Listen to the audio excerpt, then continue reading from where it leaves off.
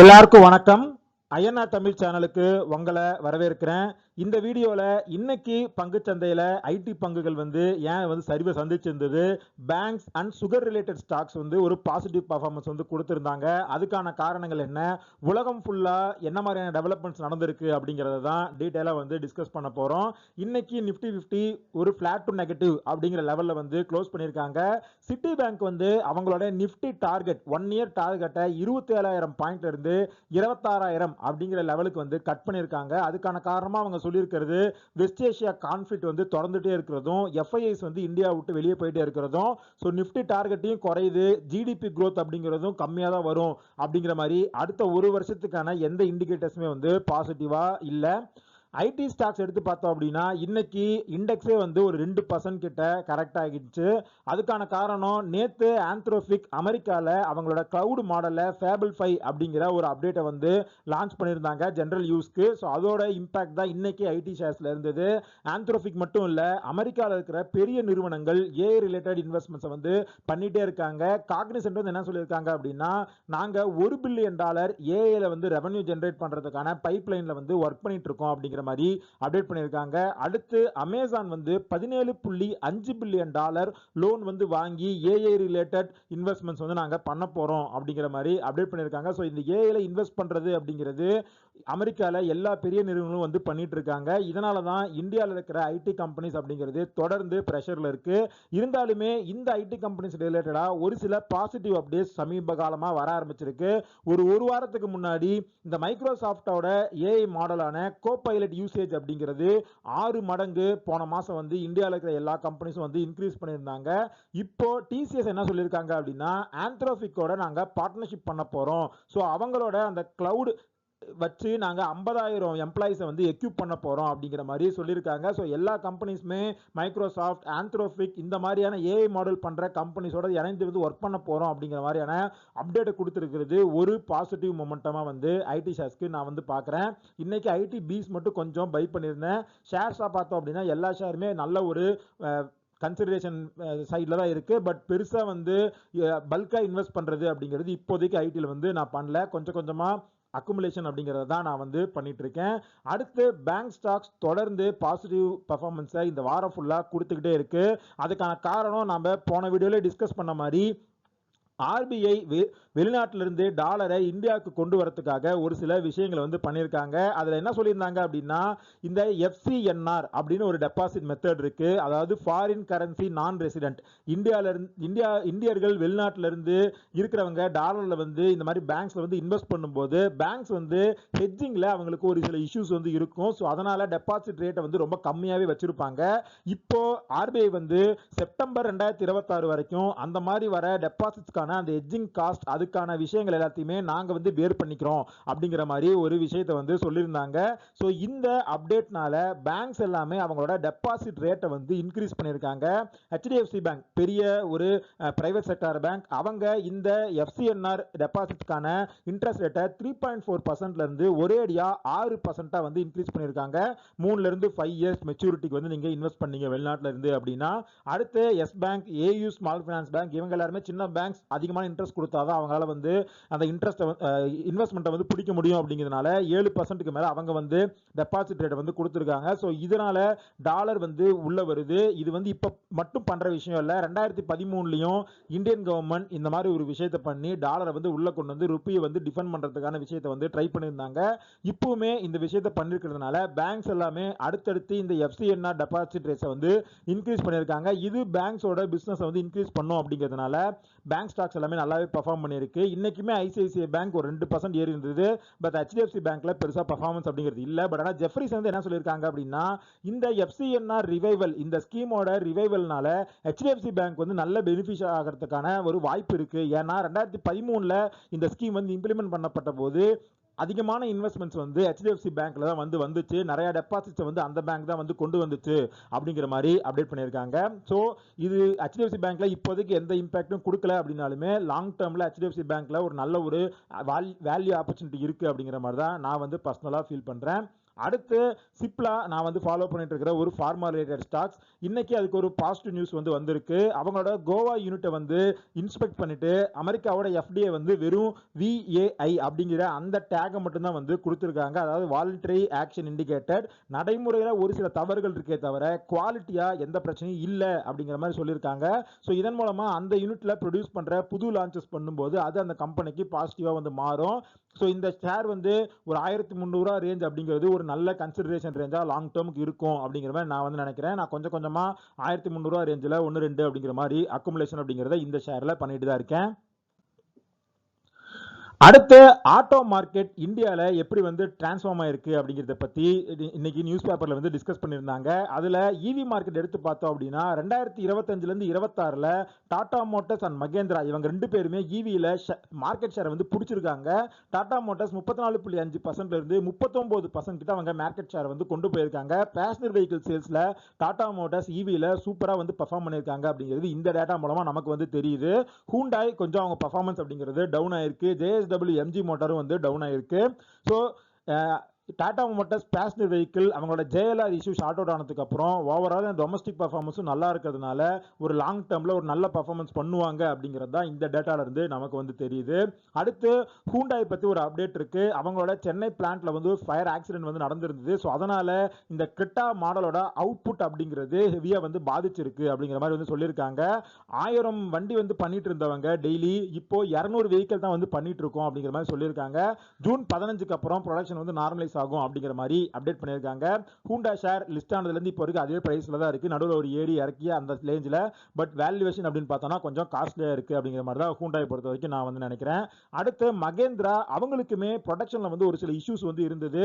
இப்போ மகேந்திரா SUவோட அவுட்புட் வந்து ஜூன்ல 15% வந்து டிராப் ஆயிருக்கு அப்படிங்கிற மாதிரி வந்து சொல்லியிருக்காங்க. ஏன்னா அவங்களுக்கு சப்ளை பண்ற சப்ளையர்ஸ் எண்ட்ல வந்து லேபர் ஷார்டேஜ் வந்து இருக்கு. ஸோ அது இந்த ப்ரொடக்ஷன் வந்து பாதிச்சிருக்கு அப்படிங்கிற மாதிரி சொல்லியிருக்காங்க.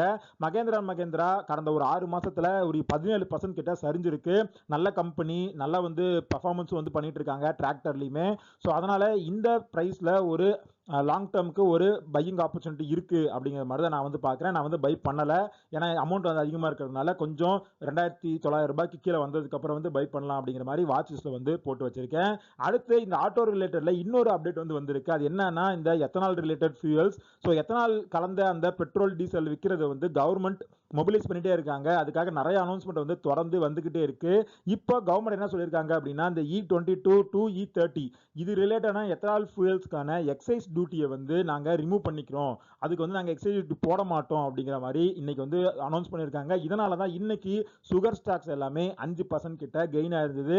சுகர் ஸ்டாக்ஸ் ஆக்சுவலி பார்த்தோம் அப்படின்னா டவுன் ட்ரெண்ட்ல தான் இருக்கு. ஏன்னா உலகம் ஃபுல்லாவே சுகரோட பிரைஸ் அப்படிங்கிறது ரொம்ப லோவா இருக்கு. ஏன்னா பிரேசில்ல ப்ரொடக்ஷன் அப்படிங்கிறது சூப்பரா இருக்கு. ஸோ சப்ளை அதிகமாக இருக்கிறதுனால பிரைஸ் வந்து ரொம்ப கம்மியா இருக்கு.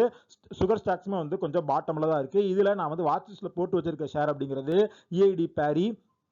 இவங்க மார்க்கெட் லீடர். அது மட்டும் இல்லாம டைரக்ட் ட்ரெடிஷ்னல் சுகர் இல்லாம வேற வேற ப்ராடக்ட்ஸ்லயுமே வந்து இவங்க வந்து ஒர்க் பண்ணிட்டு இருக்காங்க. ஸோ இதனால இந்த ஷேர்ல ஒரு ஆப்பர்ச்சுனிட்டி வரும்போது வந்து பை பண்ணலாம். 700 ரூபாய்க்கு கீழே வந்துச்சு அப்படின்னா லாங் டேர்முக்கு கொஞ்சம் அக்குமுலேஷன் அப்படிங்கிறத பண்ணலாம் அப்படிங்கிற மாதிரி நினைச்சு வச்சிருக்கேன். பட் ஆனால் இதெல்லாம் சைக்கிளிக்கல். 700 ரூபாய் இருக்கும், திடீர்னு 1200 போகும், திரும்ப 600 700 அப்படிங்கிற லெவலில் வந்துடும். ஸோ எங்க என்ட்ரி ஆகிறோம், எங்க வந்து எக்ஸிட் ஆகிறோம் அப்படிங்கிறது இந்த மாதிரியான சைக்கிளிக்கல் ஸ்டாக்ஸ்ல ரொம்ப முக்கியமான ஒரு விஷயம். அடுத்து ரிலையன்ஸ் இண்டஸ்ட்ரீஸ் மெட்டாவோட சேர்ந்து ஒரு AI எனேபிள் டேட்டா சென்டர் வந்து குஜராத்தில் டெவலப் பண்ண போறோம் அப்படிங்கிற மாதிரி அனௌன்ஸ் பண்ணியிருக்காங்க.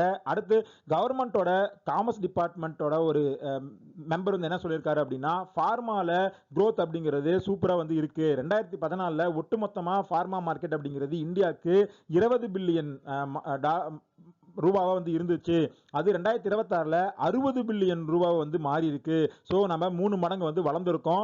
இதுவே 2030ல ஓவரால் மார்க்கெட் இங்க 60 பில்லியன்ல இருந்து டபுள் ஆகும், 130 பில்லியனுக்கு நம்ம வந்து போவோம் அப்படிங்கிற மாதிரி சொல்லியிருக்காரு. அதுல எக்ஸ்போர்ட்ஸ் மட்டுமே $50 பில்லியன் வந்து பண்றதுக்கான வாய்ப்பு நமக்கு அதிகமா இருக்கு. ஸோ ஃபார்மால நாம அதுக்கான வேலையை வந்து பார்த்துட்டு இருக்கோம் அப்படிங்கிற மாதிரி அப்டேட் பண்ணியிருக்காங்க.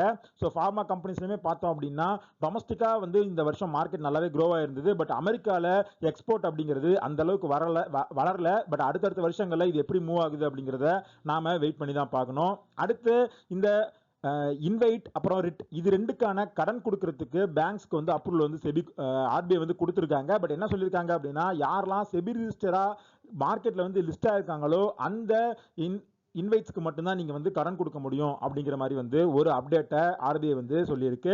அடுத்து டாடா சன்ஸ் அவங்களோட போர்ட் மீட்டிங் வந்து இந்த ஃப்ரைடே நடக்க போகுது.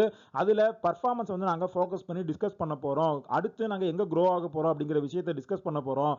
இந்த எந்த ஒரு இஷ்யூமே இதுக்கு முன்னாடி இருந்த இஷ்யூஸை பத்தி நாங்க வந்து டிஸ்கஸ் பண்ண போறது இல்லை அப்படிங்கிற மாதிரி டாடா சன்ஸ் வந்து அனௌன்ஸ் பண்ணியிருக்காங்க. யூரியா ரிலேட்டடா ஒரு அப்டேட் வந்து வந்திருக்கு. இந்தியாவுக்கு ஃபெர்டிலைசர் பில் அப்படிங்கிறது தொடர்ந்து ஒரு ப்ரெஷரா இருக்கிற விஷயமா வந்து இருக்கு. ஃபெர்டிலைசர் பில் அதிகமா இருக்கிறதுனால டாலர் வந்து இந்தியா விட்டு வெளியே போகுது. பட் இப்போ உலகம் ஃபுல்லா சைனால இருந்து எக்ஸ்போர்ட் அப்படிங்கிறது யூரியாவில் ஓப்பன் ஆனதுடனே யூரியாவோட பிரைஸ் அப்படிங்கிறது கரெக்டாக இருக்கு. இதனால அடுத்த கேரிஃப் சீசனுக்கு முன்னாடி யூரியா இம்போர்ட் அப்படிங்கிறது 50% சீப் ஆகிறதுக்கான வாய்ப்பு வந்து இருக்கு அப்படிங்கிற மாதிரி சொல்லியிருக்காங்க. இது கவர்மெண்ட்டுக்கு ஒரு பாசிட்டிவ் நியூஸ். அடுத்து நாம சின்ன வயசுல ரெனால்ட்ஸ் வந்து யூஸ் பண்ணியிருப்போம், ரெனால்ட்ஸ் பென் இதெல்லாமே.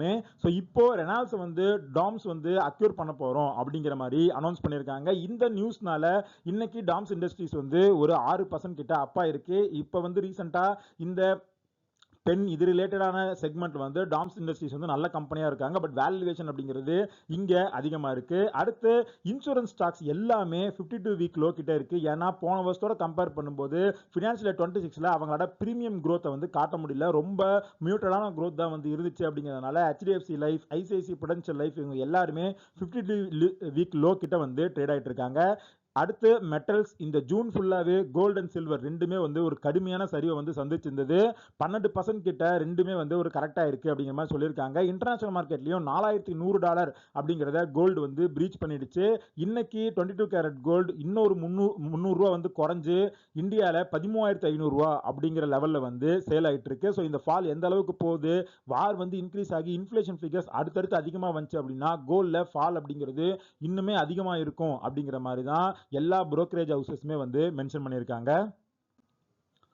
அடுத்து இன்டர்நேஷனல் லெவல்ல என்ன மாதிரியான டெவலப்மெண்ட் நடந்திருக்கு அப்படிங்கிறத பார்க்கலாம். ஒரு வாரத்துக்கு முன்னாடி டீலே வந்து முடிஞ்சிரும் அப்படிங்கிற மாதிரி விஷயத்தெல்லாம் பேசிட்டு இருந்தாங்க. இப்போ ட்ரம்ப் வந்து என்ன சொல்லியிருக்காரு அப்படின்னா, டீலை வந்து ஈரான் டிலே பண்ணிட்டே இருக்கிறதுனால அதுக்கு அவங்க வந்து பிரைஸ் வந்து பே பண்ணணும் அப்படிங்கிற மாதிரி வந்து சொல்லியிருக்காரு. அவர் சொல்லி கொஞ்ச நேரத்திலேயே அமெரிக்கா வந்து ஈரான் மேல ஸ்ட்ரைக் வந்து பண்ண ஆரம்பிச்சுட்டாங்க. ஸோ இதுக்கு பதிலடியா ஈரான் என்ன சொல்லியிருக்காங்க அப்படின்னா, ஸ்ட்ரெயிட் ஆஃப் ஹார்பர்ஸை நாங்கள் எல்லா வெசல்ஸ்க்குமே க்ளோஸ் பண்றோம் அப்படிங்கிற மாதிரி சொல்லிட்டாங்க. அனௌன்ஸ் பண்ணதுக்கு அப்புறம் அங்க டிராஃபிக்கே வந்து இல்ல, திரும்ப ஜீரோக்கு வந்து போயிடுச்சு அப்படிங்கிற மாதிரி அனௌன்ஸ் பண்ணியிருக்காங்க. ஸோ இதெல்லாம் வச்சு திரும்ப ஆயிலோட பிரைஸ் அது ரிலேட்டடான டிஸ்கஷன் அப்படிங்கிறது வந்திருக்கு. இப்போ அனலிஸ்ட் என்ன சொல்றாங்க அப்படின்னா, இந்த டெவலப்மெண்ட்ஸ் வச்சு பார்க்கும்போது ஜூன் ஜூலை இந்த மாசத்துல பேரல் $105 கிட்ட வந்து ஆவரேஜ் ஆகிறதுக்கான வாய்ப்பு இருக்கு அப்படின்னு சொல்லியிருக்காங்க. அது நடந்துச்சு அப்படின்னா திரும்ப அது இந்தியாவுக்கு ஒரு தலைவலியாக தான் வரும். ஏன்னா நம்ம ஆயிலை இம்போர்ட் தான் பண்றோம், நம்ம இம்போர்ட் பில் அப்படிங்கிறது திரும்ப வந்து ஏறும்.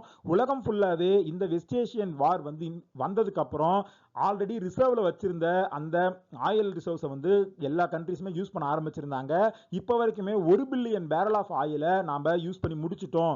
இந்த இயர் எண்டுக்குள்ள இந்த சிச்சுவேஷன் தொடர்ந்துச்சு அப்படின்னா 2 பில்லியன் பேரலை வந்து நாங்கள் யூஸ் பண்ணுவோம். ஸோ ரிசர்வ்ஸும் வந்து வேகமாக வந்து காலி ஆயிட்டு இருக்கு அப்படிங்கிற மாதிரி ரிப்போர்ட் வந்து வந்திருக்கு. அடுத்து அமெரிக்கால இன்ஃபிளேஷன் அப்படிங்கிறது நேற்றே பார்த்துருந்தோம், அதிகமாக வந்திருந்தது. ஸோ இன்ஃபிளேஷன் தொடர்ந்து அதிகமாக வந்துச்சு அப்படின்னா அது மார்க்கெட்ல ரிசெஷன் வந்து தள்ளுறதுக்கான வாய்ப்பு இருக்கு அப்படிங்கிற மாதிரி சொல்லியிருக்காங்க. ரிசெஷன் அப்படிங்கிறது தொடர்ந்து 2 குவார்ட்டருக்கு நெகட்டிவ் ஜிடிபி growth வந்து இருக்கணும். பட் அதுக்கான இண்டிகேட்டர்ஸ் வந்து பெருசா இல்லை. ஏன்னா ஜிடிபி growth வந்து ஸ்ட்ராங்கா தான் இருக்கு, மார்க்கெட்ல எம்ப்ளாய்மெண்ட் அப்படிங்கிறது இருக்கு. பட் இன்ஃபிளேஷன் கண்டினியூ ஆச்சு அப்படின்னா அது வரதுக்கான வாய்ப்பு இருக்கு அப்படிங்கிற மாதிரி வந்து சொல்லிட்டே இருக்காங்க. ரிசெஷன் வந்தா மார்க்கெட் கண்டிப்பா ஒரு பெரிய கரெக்ஷன் அப்படிங்கிறத கொண்டு போகும். அடுத்து அமெரிக்கன் மார்க்கெட்ல இப்ப பரபரப்பா பேசப்பட்டு இருக்க விஷயம் அப்படிங்கிறது எலான் மஸ்கோட ஸ்பேஸ் எக்ஸ் ஐபிஓ வந்து லிஸ்ட் ஆக போகுது. நாளைக்கு மார்க்கெட்ல அது லிஸ்ட் ஆக போகுது. இது வரைக்கும் உலக லெவல்ல வந்த ஒரு பெரிய ஐபிஓ. ஸோ அவங்களோட லிஸ்டிங் வந்து எப்படி இருக்கு அப்படிங்கிறத நாம பொறுத்திருந்து தான் பார்க்கணும். இப்போ நாஸ்டாக்ல நடக்கிற ஒரு ஆசிலேஷனுக்கு இந்த ஸ்பேஸ் எக்ஸ் ஐபிஓக்காக ஃபண்டை மொபிலைஸ் பண்றதுக்கு நிறைய ப்ராஃபிட்டபிள் ஷேர்ஸ்ல இருந்து பையர்ஸ் எல்லாருமே வித்துட்டு இருக்காங்க அப்படிங்கிற மாதிரியான ஒரு நியூஸும் வந்து அமெரிக்கன் மார்க்கெட்ல இருக்கு. ஸோ இதெல்லாம் தான் இன்னைக்கு மார்க்கெட் ரிலேட்டட் நியூஸ். இந்த வீடியோவில் நம்ம டிஸ்கஸ் பண்ண எல்லா விஷயங்களுமே ஒரு இன்ஃபர்மேட்டிவ் பர்பஸ்க்கு தான். நீங்கள் இன்வெஸ்ட் பண்ணுறதுக்கு முன்னாடி பர்சனலாக ரிசர்ச் பண்ணுங்க, ஒரு செபிரி சர்டிஃபிகேட் செக் பண்ணிட்டு அதுக்கப்புறம் இன்வெஸ்ட் பண்ணுங்க. இந்த வீடியோ பிடிச்சிருந்தா லைக் பண்ணுங்க, நம்ம சேனல் சப்ஸ்கிரைப் பண்ணுங்க. இதே மாதிரி இன்னொரு வீடியோ உங்களை மீட் பண்ணுறேன். அது வரைக்கும் நன்றி, வணக்கம்.